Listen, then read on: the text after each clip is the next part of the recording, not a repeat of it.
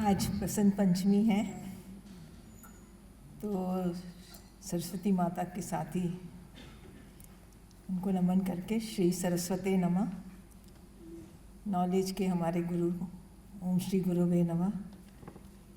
मान्यवर गवर्नर जी, आप हमारे बीच आए, ये बहुत अच्छा लगा। और जो 2 दिवस हमने यहाँ बिताए, ये हमारे लिए बहुत कुछ सीखने की बात रही। इसके लिए हिम संवाद और जो सेवा भारती इंटरनेशनल ये सब चीज़ का आयोजन किया, उसका बहुत अभिनंदन करते हैं और ये बहुत ज़रूरी भी है।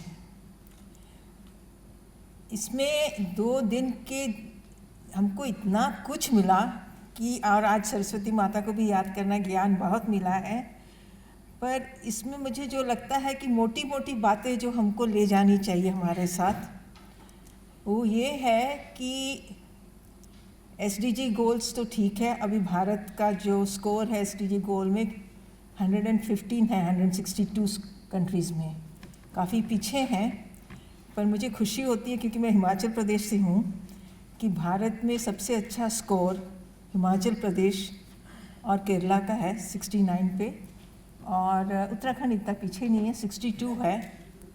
पर दूसरे जो हमारे हिमालयन क्षेत्र हैं वो काफ़ी पीछे हैं, 51, एंड आसाम का तो बहुत ख़राब है, 48 पे है। पर जब हम सस्टेनेबल डेवलपमेंट गोल्स में अपनी दृष्टि डालते हैं, हमारी जो सभ्यता की दृष्टि डालते हैं और संस्कृति की दृष्टि डालते हैं, और ख़ासकर जब हम इसको अपने हिमालय क्षेत्र में देखने लगते हैं, तो हमको जो अपने इंडिकेटर्स हैं और टारगेट्स हैं, उसमें ज़रूर बहुत ज़ोरदार जोड़ना पड़ेगा हमारी संस्कृति को, हमारी सभ्यता को।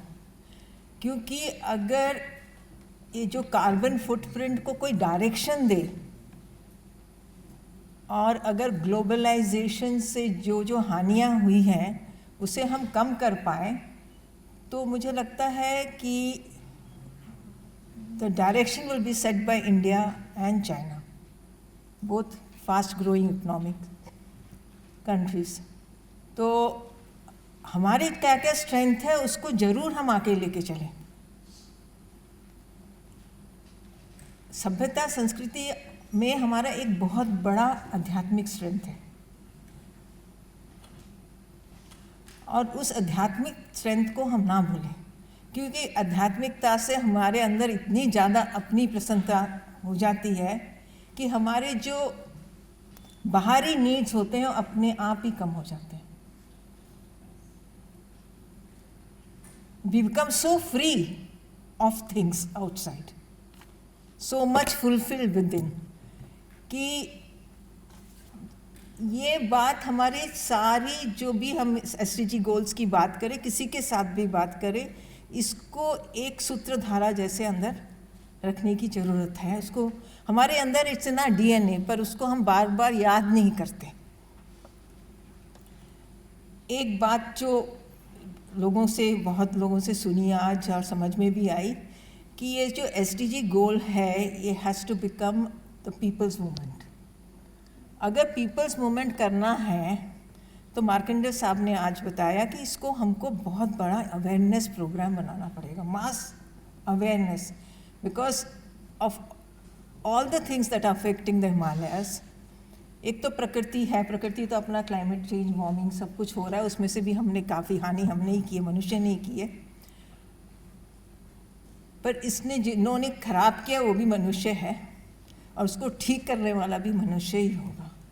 तो ये सारी बातें देखनी है तो हमको we have to bring people to the centre of this.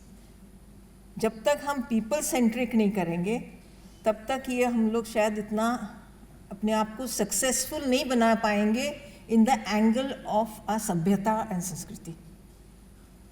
क्योंकि जब एक लोकलाइज्ड कॉन्टेक्स्ट में, लोकलाइज्ड व्यू के साथ, अपनी संस्कृति और सभ्यता के साथ ग्लोबल व्यू को SDG गोल्स के साथ हम जोड़ेंगे, तो उसमें हमारी अपनी सुंदरता और अपना सुगंध भी आ जाएगा।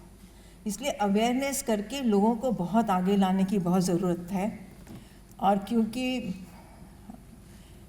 लोगों में भी सबसे ज़्यादा it has to be women centric, क्योंकि women are nurturing as much as nature nurtures, so that quality will come. और पूरे हिमालय में अगर आप देखें किसने सस्टेन किया है हिमालय को, तो औरतों ने बहुत ज़्यादा सस्टेन किया है। तो औरतों को बहुत वुमेन सेंट्रिक लेके उनको जोड़ने की ज़रूरत है। और ख़ासकर कि पूरे हिमालयन रेंज में it's a rural area. Most of the urban areas in the Himalayan region are in the lower lands, the more populated areas. तो जो रूरल एरिया है उसमें हमको एक बात मैं बार बार बोलती हूँ, हम कभी भी कम्युनिटी पार्टिसिपेशन की बात करते हैं या हम वुमेन सेंट्रिक प्रोग्राम्स की भी बात करते हैं, we can not leave out the constitution of India, जिसमें पंचायती राज इंस्टीट्यूशन बहुत महत्वपूर्ण है। और जब तक हम अपने पंचायती राज सिस्टम को लोगों के साथ नहीं जोड़ेंगे, खासकर क्योंकि एक ग्राम सभा है जहां लोग अपना निर्णय ले सकते हैं वोट देने के बाद भी, तो इसको बहुत मजबूत करके रखना है। और क्योंकि मेरे को 2-3 हिमालयन स्टेट्स के अनुभव है, तो मैं थोड़ा कंपेयर करना चाहती हूँ हिमाचल प्रदेश और उत्तराखंड। उत्तराखंड में थोड़ा ही काम किया है, पर ये देखा है मैंने कि हिमाचल प्रदेश में जब से अमेंडमेंट हुआ है पंचायती राज इंस्टीट्यूशन का 1994 के बाद, हमने काफ़ी कुछ प्रोग्रेस किया। हमारे स्टेट गवर्नमेंट ने काफ़ी चेंजेस लाए हैं। शुरू में औरतों का पावर बहुत कम था, बट काफ़ी इंसिस्ट कर कर के अभी औरतें काफ़ी आगे आ गई हैं। पर मैं उत्तराखंड में नहीं देखती, इस पति प्रधान बहुत ज़्यादा है, बहुत ज़्यादा। और दूसरी बात जो उत्तराखंड में देखती हूँ कि जो इलेक्टेड प्रेसिडेंट्स हैं वो वहाँ रहते ही नहीं हैं गांव में, उनको इलेक्ट करके रखा हुआ है। तीसरी बात देखती हूँ कि आपके पंचायत सिस्टम में जो सरकारी सेक्रेटरीज होने हैं वो 17 पंचायत देख रहे हैं, 10 पंचायत देख रहे हैं, क्या करेंगे? हमने तो, मैं हिमाचल में मैं तो बोलती हूँ कि हिमाचल का आप प्रोग्रेस देखें तो कुछ बातें बहुत इंपॉर्टेंट है। इसमें से एक इम्पॉर्टेंट बात यह है कि उन्होंने हर एक पंचायत में एक पंचायत सेक्रेटरी रखा, और पंचायत सेक्रेटरी क्योंकि लोगों में भी अवेयरनेस कर ली, तो इसको डिमांड्स ऑफ द पीपल को भी सुनना पड़ता है। तो that kind of a need and much better Panchayati Raj system में आपको थोड़ा सा ये करना पड़ेगा, क्योंकि जब हम लोग ये सब चेंज लाना चाहते हैं, खास करके मुझे एक बहुत अच्छी बात आज सुनने आई कि स्प्रिंग शेड मैनेजमेंट करना है। और पूरे हिमालयस में 3 से 5 मिलियन स्प्रिंग्स हैं, उसमें से 50% में बहुत रिडक्शन हो गया पानी में और 30% तो ड्राई हो गए हैं। तो अगर मेन थिंग है कि in the Himalayas you have to do spring shed management. दूसरा है हाई लेवल ऑफ माइग्रेशन हो गया। अगर लोग भाग रहे हैं, पलायन कर रहे हैं, तो उनको रोजगार देने की ज़रूरत है। और जो इको फ्रेंडली और इन्वायरमेंटल फ्रेंडली रोजगार होएगा, you need an army of hydrogeologists. So hydrogeologists, you can have it at a level of scientist level, but also you can have foot soldiers of hydrogeologists. You must create, and I think each of us in the Himalayan state have to work towards hydrogeology, because जब spring shed management होता है उसमें बहुत कुछ scientifically सोचने की बात होती है, क्योंकि रिचार्ज एरिया और डिस्चार्ज एरिया में बहुत फ़र्क है। इसके ऊपर भी ध्यान देने की ज़रूरत है। धन्यवाद।